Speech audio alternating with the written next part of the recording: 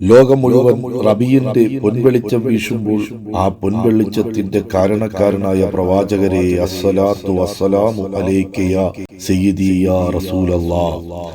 അത് കാരുണ്യത്തിന്റെ കടലല്ലേ? അത് പ്രപഞ്ചത്തിന്റെ ഉടലല്ലേ? അത് വിശ്വമാനവികതയുടെ വിമോചകനല്ലേ? അത് അടിച്ചമർത്തപ്പെട്ട അടിമവർഗത്തിന്റെ സമുദ്ധാരകനല്ലേ? വമാ അർസൽനാക ഇല്ലാ റഹ്മത്തൽ ലിൽ ആലമീൻ.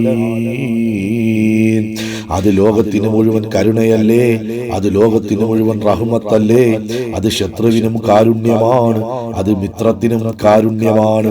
പ്രവാചകൻ മനുഷ്യർക്കും കാരുണ്യമാണ്, പ്രവാചകൻ മാലാഖമാർക്കും കാരുണ്യമാണ്, പ്രവാചകൻ സർവ്വജീവജാലങ്ങൾക്കും കാരുണ്യമാണ്, പ്രവാചകൻ സർവ്വചരാചരങ്ങൾക്കും കാരുണ്യമാണ്. ഒരേ ഒരു ലീഡർ, ഒരേ ഒരു ഗൈഡ്, ഒരേ ഒരു വഴികാട്ടി.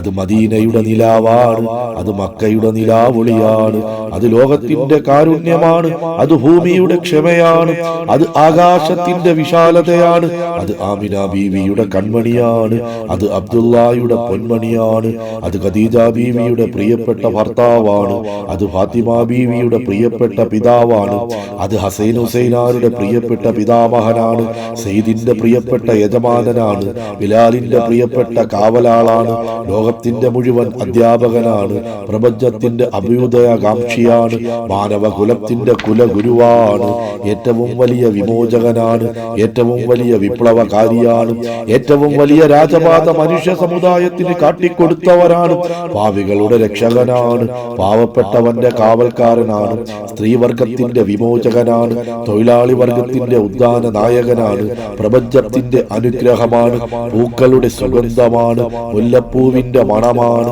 റോസിന്റെ സുഗന്ധമാണ്, അത് പ്രവാചകനാണ്, അത് മുഹമ്മദാണ് സല്ലല്ലാഹു അലൈഹി വസല്ലം.